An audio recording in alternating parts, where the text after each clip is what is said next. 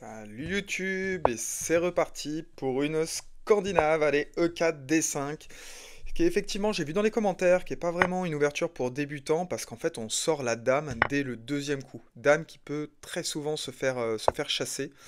Donc c'est pas forcément recommandé effectivement pour les débutants, mais sachez que ça marche quand même plutôt pas mal. Allez, cavalier F6, on continue. Donc là je développe mes pièces, hein, très simplement. Donc je vais développer toutes mes pièces avec probablement un fou F5, un C6 et un E6 qui sont les coups classiques pour ensuite aller sortir le fou en B4 et créer ce vis-à-vis avec le roi.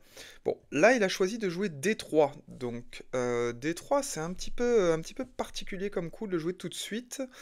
Est-ce que je vais changer quelque chose? Non, alors je vais pas changer quelque chose, je vais rester sur mon fou F5. Pourquoi fou F5? Alors je pourrais jouer aussi indirectement fou G4 qui est plutôt tentant avec cavalier F3 mais du coup qui clouerait la dame. Simplement je sais qu'après il y a assez souvent H3, G4 suivi de cavalier E5 qui m'embête un peu. Donc c'est pour ça que je préfère le mettre simplement en F5 même s'il a l'air d'être bouché sur cette diagonale. Je sais pas si en longue j'aurais joué ça d'ailleurs, c'est plutôt une bonne question.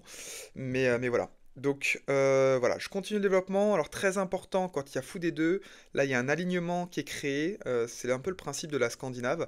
Sur la Scandinave, dès qu'il y a cet alignement, il faut jouer C6. Parce qu'en fait, le fait de jouer C6, quand il va bouger son cavalier, que ce soit en E4 ou en D5, qui est possible, hein, parce que du coup il a le vis-à-vis avec la dame, même si son cavalier est en prise, c'est important d'avoir une case de retrait, la case C7 ou la case D8 de retrait.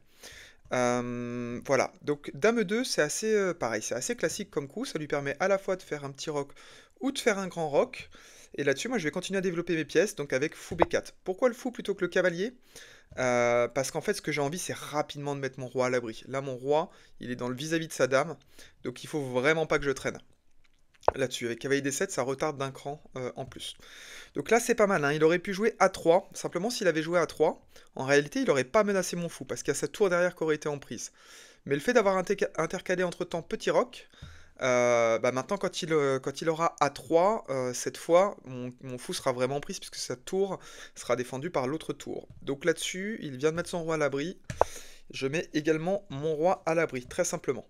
Donc là, en fait, pareil, hein, la Scandinave, ça a une petite particularité, c'est que ça donne, très souvent dans cette variante-là, ça donne la paire de fous.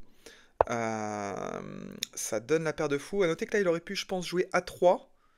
Et si j'avais joué fou prend cavalier, fou prend fou, à ce moment-là, madame est obligée de revenir en D8, sinon il peut faire un fou prend cavalier. Et je suis obligé de faire un pion prend et ça me donne un roi pas terrible. Bon, donc j'ai eu de la chance, il a choisi de jouer d'abord tour au 1.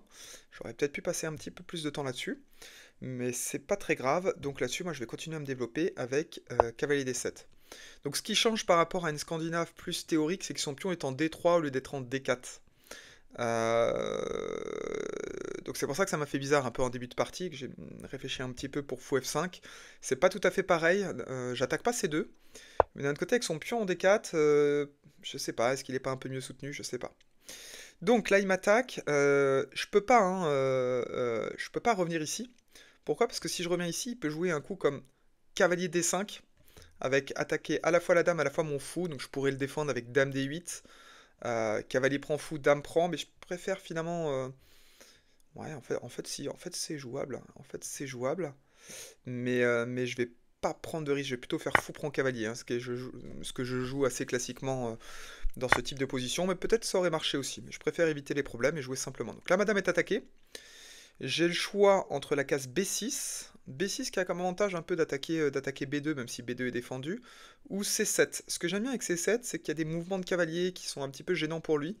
Et puis ça me permet aussi de viser cette case F4, pourquoi pas directement avec madame, donc je vais plutôt mettre madame en C7. Et pourquoi je mets pas madame en D8? Je mets pas madame en D8, parce qu'en fait j'ai envie de garder les tours liés. Si je mettais madame en D8, mes tours ne sont plus connectés, et donc c'est un petit peu moins bien, c'est reperdre un temps, parce qu'en fait il faudrait que je la redécale à un moment donné. Donc autant ne pas faire ça. L'avantage aussi d'une dame en C7, c'est qu'effectivement, s'il joue cavalier là, ouais, non, c'était pas vraiment un avantage. Mais ok, donc il vient de jouer cavalier E5, j'allais dire que je contrôlais cette case, sauf qu'en fait, j'ai pas envie de jouer cavalier prend cavalier. Pourquoi? Parce que sur cavalier prend cavalier, il a simplement fou prend cavalier, il attaque ma dame et il attaque mon cavalier, donc je suis obligé de mettre ma dame en D8, et je trouve qu'il a plutôt une bonne position.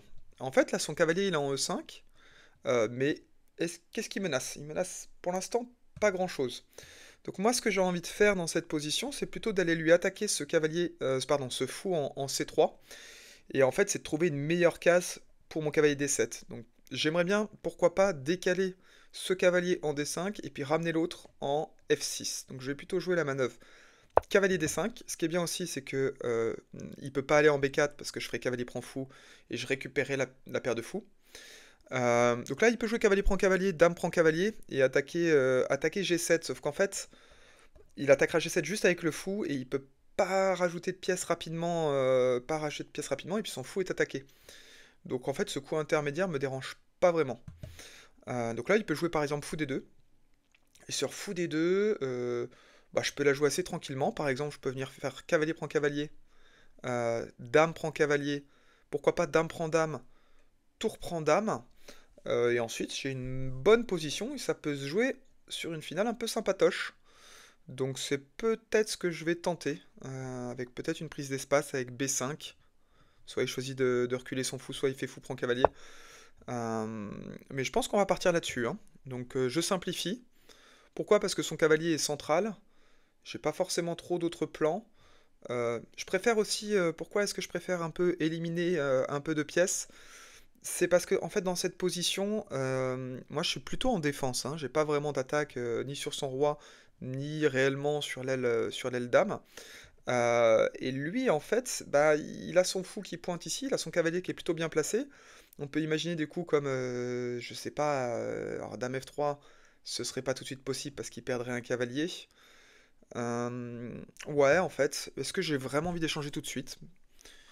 Est-ce que j'ai vraiment envie d'échanger tout de suite ou pas? En fait, on va faire un truc, on va la jouer développement. Je vais commencer par mettre ma tour en E8. Ma tour en E8, alors c'est peut-être si ce qui est pas si mal, c'est qu'il peut pas jouer fou F4 et créer un mauvais vis-à-vis avec la dame parce que mon cavalier contrôle cette case. S'il échange lui-même cavalier prend cavalier, je fais dame prend cavalier. Et en fait, je suis pas trop mal, hein, parce que mon fou défend pas mal mon roi. Et puis de toute façon, il l'attaque pas avec vraiment beaucoup de pièces, hein, même s'il arrivait à mettre une dame en G3 pour viser un fou H6 classique avec le clouage. J'ai simplement à jouer fou G6 et puis il n'y a plus de menace. Donc vas-y, perds ton temps à mettre tes pièces comme ça me pose pas trop de problème. Donc bon, ok, j'aurais pu échanger. Et peut-être que c'était ma première intention, mais en y réfléchissant un peu, j'ai préféré ne pas échanger tout de suite et d'abord centraliser. Parce qu'en fait, là, ce que je me dis aussi, c'est que qu'est-ce qu'il peut jouer lui? Est-ce qu'il a vraiment des coups qui sont gênants? Bah, j'en vois pas trop. Donc je peux prendre un peu le temps, d'abord de finir mon développement complètement, peut-être de prendre un petit peu d'espace hein, sur l'aile dame. Mais voilà, ça reste très égal, hein, ça va pas être facile de gagner ça contre mon adversaire qui est classé 2226. Mais voilà, donc ouais, là typiquement il sait pas trop quoi jouer, donc il joue H3. Donc H3, quand ton adversaire joue un coup, pose-toi toujours la question quand même de pourquoi il le joue.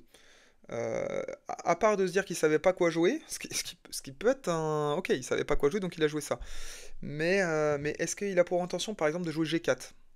Parce que s'il joue G4, à ce moment-là, je suis obligé de jouer fou G6, et il peut faire cavalier prend fou, pion prend cavalier, et donc du coup, il a une paire de fous contre une paire de cavaliers. Mais au final, est-ce que ce serait gênant? En fait, c'est ça mon point. Est-ce que ce serait gênant?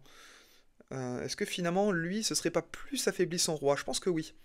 Du coup, je vais le laisser affaiblir son roi, si c'est ça son plan. Plutôt que de l'empêcher de faire une bêtise en jouant directement, par exemple, cavalier prend cavalier. Et dans ce cas-là, évidemment, il n'aurait pas à jouer G4 pour essayer de me pousser mon fou en G6 et qu'ensuite il puisse jouer cavalier prend fou, il le ferait pas. Si c'est son idée, si tu vois que ton adversaire, il a une idée, t'as l'impression qu'il a une idée, et t'as l'impression que son idée n'est pas bonne, n'hésite pas à le laisser là. Laisse-le. Laisse-le jouer son idée. Euh, donc on va voir. On va voir. Je pense qu'il prend son temps, il se pose la question de est-ce que ça mène quelque part. Donc on peut recalculer rapidement. G4, fou G6, cavalier prend fou, pion prend. Euh, Qu'est-ce qu'il va avoir derrière? Alors peut-être qu'il aura envie de mettre son fou en G5 pour emmerder un peu ma tour. Là-dessus, je peux simplement jouer cavalier F6. Ok, je me crée un petit vis-à-vis, mais qui est pas si gênant que ça parce que ma tour va pas rester à vie là-dessus. Et puis de toute façon, mes pions seraient déjà doublés là. Donc en fait, même si il joue fou prend cavalier, pion prend, à ce moment-là, j'aurai une structure de pion comme ça. Alors, c'est peut-être un peu loin, hein, mais qui est peut-être pas si gênante que ça dans ce type de position. Surtout si s'il a plus les cases noires. Parce que si l'échange s'en fout contre mon cavalier, il aurait plus les cases noires. Bon, ok, il choisit lui-même de centraliser. Pourquoi pas. Donc maintenant, je vais prendre de l'espace. Allez, je vais jouer le coup B5. Donc attention, hein, quand on avance ses pions, c'est bien parce qu'on prend de l'espace, mais plus on prend d'espace, c'est un peu comme dans Risk, hein.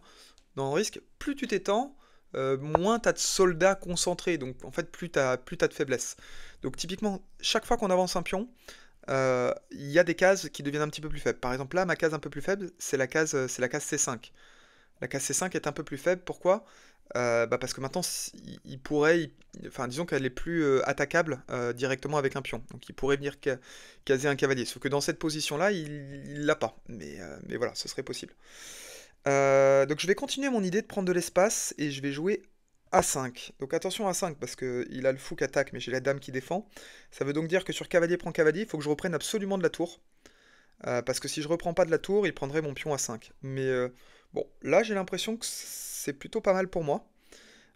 Parce qu'en fait, moi j'ai envie de continuer à pousser. Pourquoi pas avec B4. Apprend B4, apprend. Et à ce moment-là, en fait, il y a la colonne A qui va s'ouvrir. Moi, mon but, c'est quoi dans cette position? Côté L roi, j'ai rien à faire, hein, de ce côté-là, il se passe rien. Le centre, c'est plutôt lui qui l'a, ou enfin c'est équilibré, mais disons qu'il n'y a pas vraiment de mobilité possible. Donc finalement, mon seul jeu possible, il est plutôt sur l'aile, il est plutôt sur l'aile dame, donc de ce côté-là.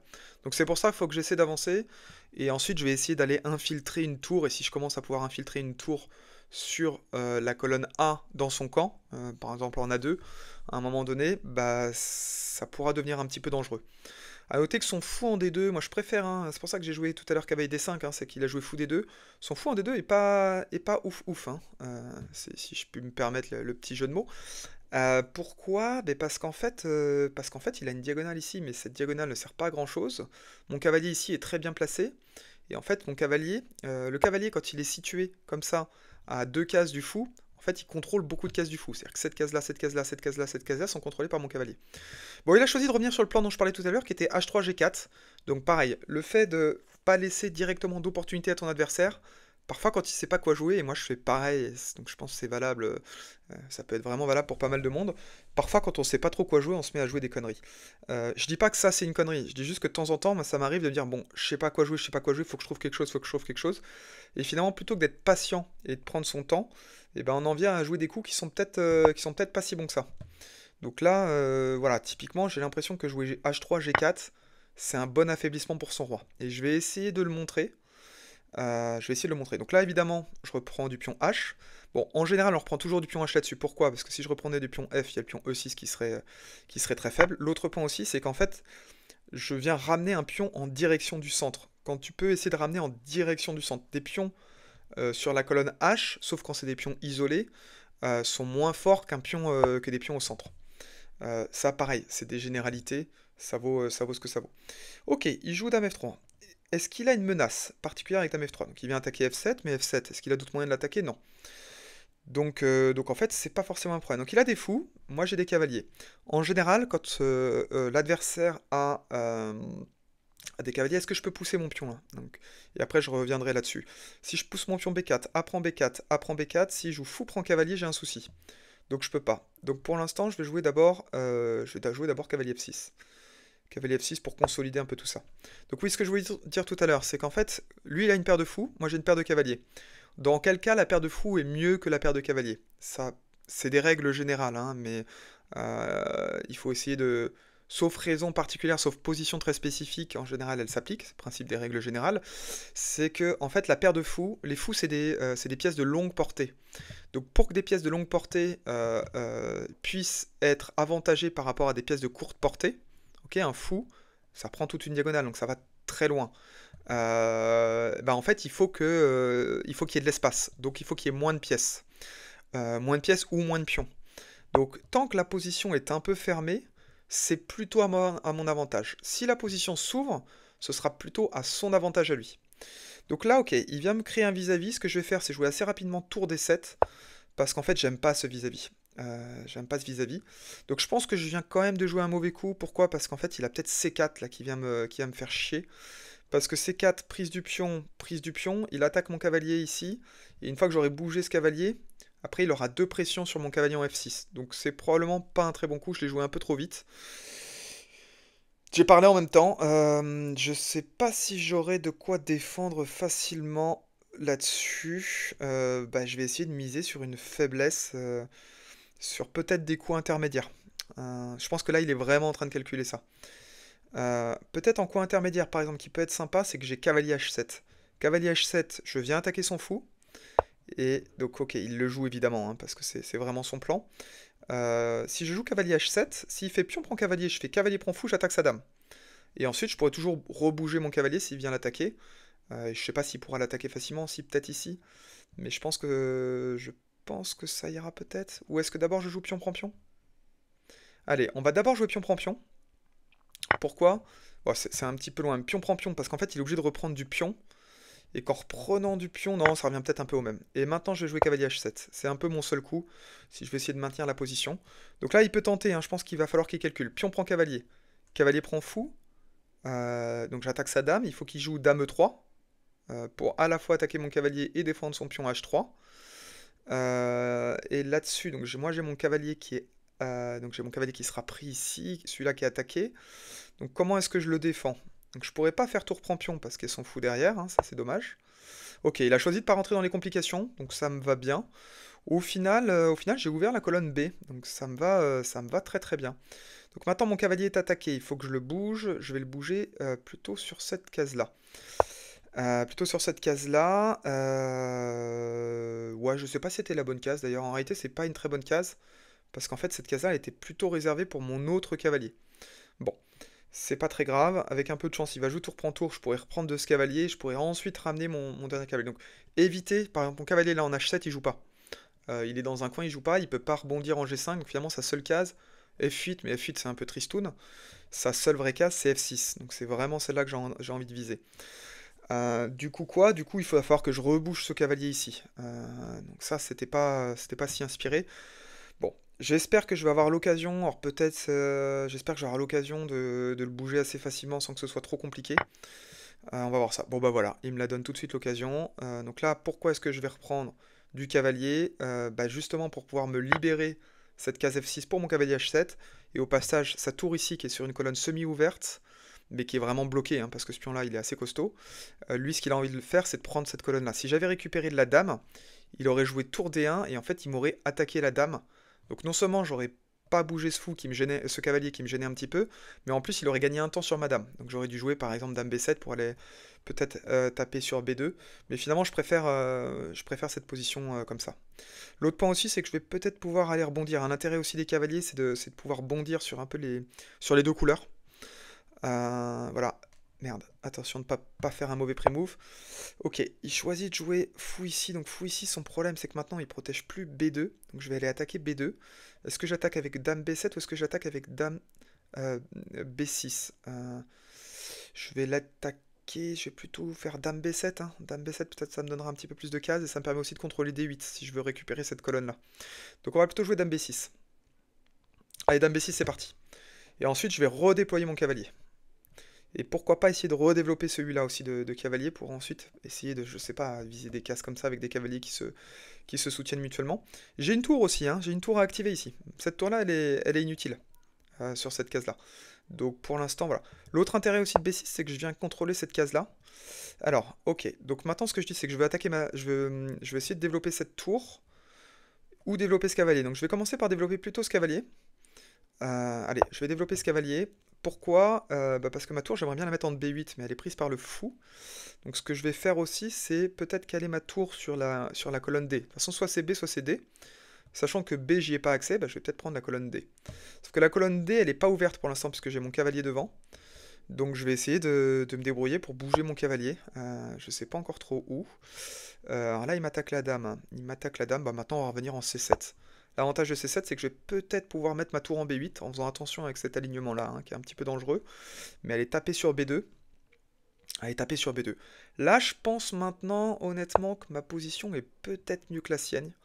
Voilà. Donc là, il me tente, hein, il a envie que je joue tour B8, parce que dans ce cas-là, il pourrait me faire une petite enfilade, qui serait pas vraiment une enfilade, parce que je peux pousser le pion, mais qui est quand même assez dangereux. Bon, c'est un petit aveu de faiblesse, hein, quand même, de sa part de jouer ça.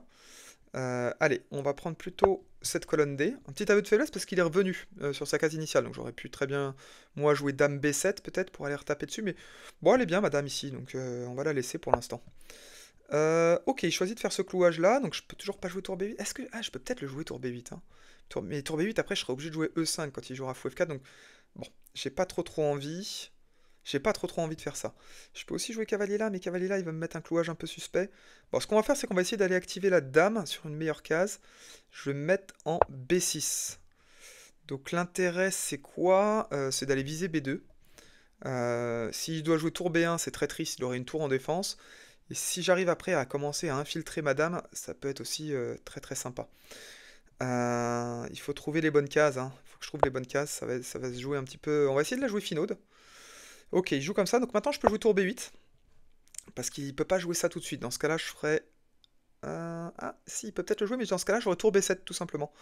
Donc en fait, ça m'irait bien. Là, c'est un peu bête, hein, parce que sa dame en E2, elle est pas terrible.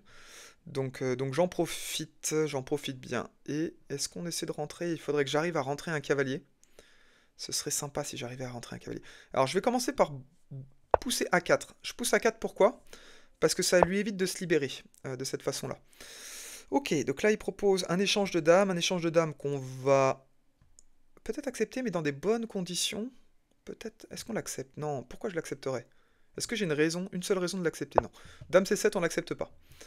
On l'accepte pas, on va continuer à bouger un peu les pièces, hein. Je pense que ça va finir par bien se passer. Petit à petit, j'améliore ma position, hein. Ma tour, pardon, elle est sur la colonne B. Maintenant, c'est ce qu'il faut, c'est que je trouve une bonne case pour mon cavalier. Donc, est-ce qu'il y a une case sur l'échiquier qui a l'air sympa? Bah, je la vois pas tout de suite. Ok, là il joue roi G2. Roi G2, ce que je vais faire, c'est continuer à bloquer la structure. Donc je vais pousser C5. L'intérêt de pousser C5, c'est lui, je lui permets pas de se développer avec son fou. Donc son fou là, il est emmuré, donc il est juste dégueulasse. L'autre truc aussi, c'est que j'active cette diagonale, pourquoi pas pour ma dame. Ok. Son fou ici, il est bloqué parce qu'il est obligé de défendre ce que j'attaque avec la tour. Donc là, concrètement, il est pas très bien si j'arrive à trouver des bonnes cases. Donc je pense là je peux typiquement faire un petit échec intermédiaire. Et ensuite on va essayer d'aller grappiller tout ça. Je sais pas encore exactement comment. Alors, est-ce que j'ai des dames prend dame avec des cavaliers 6 échecs? Non, j'ai pas encore ça. Donc pour l'instant on va garder les pièces. On va garder les pièces, pourquoi pas dame B6. Allez, on va jouer dame B6. On va jouer dame B6. J'ai envie de garder les pièces, hein. J'ai vraiment envie de garder les pièces et j'ai envie de commencer à le menacer. Donc ce qu'il faut... Ah, mon cavalier il peut être bien en B6. Je peux peut-être venir attaquer ici. Donc ça peut être sympa. On va faire ça. On va faire ça. Allez, je vais échanger les dames. Petit aveu de faiblesse. On va passer sur une vraie finale. On va échanger les dames. Ah, je les échange au mauvais moment. Parce que là, il peut pousser son pion et gagner... Ah non, il gagne pas une pièce. Il pousse son pion puisque je défends mon cavalier. Tout est bon, j'ai eu un petit peu peur, mais tout se passe bien. Ok, il décide de recycler son fou. Donc ces fous sont pas terribles, hein. Ils sont en défense, ils sont pas dingues. Moi, ce que je vais faire, quand on est dans ce type de position, centraliser le roi. Le roi, c'est une vraie pièce. Le roi, c'est une vraie pièce, donc il faut essayer de le centraliser au maximum. Donc là, il m'attaque ce pion-là, je vais le défendre avec mon cavalier. Et l'intérêt aussi, c'est que je vais pouvoir attaquer directement le pion C4. Donc là, ça l'oblige d'avoir un autre fou qui vient défendre C4. Donc là, je peux commencer à jouer des tours D7. Tour D7, je menace quoi? Je menace cavalier prend C4, puisqu'il y a la tour derrière. Bon, il peut pas bouger le fou ici, parce que dans ce cas-là, je fais tour prend tour. Ah, donc ok, il tente de la jouer comme ça. Donc son idée, c'est quoi? C'est tour prend tour, fou prend tour. Et c'est de se dire que derrière, il veut attaquer ce pion. Mais en fait, ce pion-là, si je prends pas ça, il pourra pas le prendre. Donc en fait, je vais faire tour prend tour. Et ensuite, je vais essayer de venir attaquer à nouveau ce pion. Allez, non, je vais commencer... Si, je vais faire ça. Donc comment attaquer ce pion? Plusieurs façons de faire. En fait, il faut que je vise une case qui permette de l'attaquer, celle-là ou celle-là. On peut mettre un cavalier ici. Ouais, on va mettre un cavalier ici. On va venir attaquer ce pion. On va venir attaquer ce pion. Allez. Cavalier ici. Donc là, faut bien calculer, hein, quand on est en finale comme ça. Je vais essayer de centraliser mon roi. Et je vais essayer de lui choper des pions, hein. Je vais essayer de lui choper des pions. Donc, mes pions sont bien protégés par mes cavaliers. Ce cavalier là n'est pas très stable, mais peut-être que je pourrais le stabiliser avec un F5, parce qu'au final il a une belle case ici. Mais le mieux pour moi, je pense que c'est quand même de jouer cavalier D6. Parce que cavalier D6, le problème, il a une paire de fous, mais moi j'ai une paire de cavaliers. Paire de cavaliers, je peux attaquer sur les deux couleurs. Lui ne peut attaquer que sur une seule couleur. Donc là-dessus, je suis un peu avantagé, hein. Je suis un peu avantagé. Si j'arrive à trouver la bonne façon de faire. Allez, d'abord, ce que j'aurais dû faire, c'est ramener mon roi. Voilà. Là, c'était compliqué, mais si je faisais cavalier prend pion, lui, il pouvait faire fou prend pion. Ensuite, peut-être, je pouvais pas faire cavalier prend pion parce qu'il y avait fou prend cavalier derrière. Puis de toute façon, j'avais un mauvais clouage. Donc, le mieux, c'est vraiment de ramener le roi dans ce genre de position. Donc, là, il m'attaque, je vais le prendre. J'ai pas trop le choix. Je continue de l'attaquer ici. Donc, je vais venir défendre. Ce que je vais faire, c'est que je vais venir défendre mon pion C5. Et ensuite, je vais jouer cavalier A5 pour lui attaquer à la fois le fou et le pion. Donc là, je centralise. On continue la centralisation. Donc ça y est. Mon roi, maintenant, est une vraie pièce. Mon roi défend le pion C5. Donc ça, c'est super intéressant. Là, j'ai un coup. Si j'arrive à jouer cavalier A5 maintenant dans ce bon tempo, je pense que je vais gagner. Donc là, il m'attaque. Je vais le contre-attaquer avec un échec. Pas un échec, pardon. Avec une attaque de fou. Et ensuite, ça y est. Ça y est. Là, j'attaque. Je fais une double oppression sur le pion C. Donc ça devient très très sympa pour moi. Alors, comment est-ce qu'on prend? De quel cavalier on prend? De quel cavalier on prend? On va prendre de celui-là. Je sais pas si ça change quelque chose énormément. Allez, celui-là, plutôt celui-là. C'est peut-être un peu pareil, mais je me dis... je sais pas d'ailleurs ce que je me dis. Je me dis qu'il faut que j'arrive à le gagner. Comment est-ce qu'on va faire ça maintenant? Donc maintenant, j'ai un pion de plus. Donc ça, c'est sympa. J'ai envie de prendre ce pion. J'aurais envie de continuer à monter mon roi, mais je peux pas monter mon roi tout de suite. Je vais commencer par jouer cavalier ici. Ce qu'il faudrait, c'est que j'arrive à améliorer un peu cette structure. Peut-être, pourquoi pas, maintenant que j'ai un pion d'avance, pourquoi pas échanger aussi, si j'y arrive. Mais je vais venir placer correctement mes cavaliers. Allez, on va placer correctement ces cavaliers. Donc là, il doit faire super gaffe à toutes les fourchettes, hein, mais pour l'instant, il s'en sort bien, il n'y a pas de fourchette. On va venir attaquer ce fou, pardon. Je vais venir attaquer ce fou, et pourquoi pas... Allez, continuer à l'attaquer. Ah, alors, attention. Ah ouais, là, j'ai fait une petite bêtise. Petite bêtise. Je sais pas si ça va avoir des conséquences. C'est qu'en fait, je viens de donner peut-être ce pion ici. Ce pion-là, il est très... Faut pas le donner, hein. Faut vraiment pas le donner. Est-ce que j'ai d'autres méthodes? Non, je vois rien. Allez. Est-ce qu'on la joue comme ça? Il propose nul. On refuse. On refuse la nulle. Pas de nul. Oh, il a pas pris le pion. Allez, on avance. Allez, on avance. Et ensuite, je vais jouer F6 et je vais commencer à monter mon roi. Je vais avoir un cavalier qui va arriver en D3. Je vais faire une fourchette sur les deux pions. Je vais pouvoir pousser mes pions là. Pourquoi est-ce que je les ai pas déjà poussés? Pourquoi est-ce que je les pousse pas? Je les pousse pas parce que...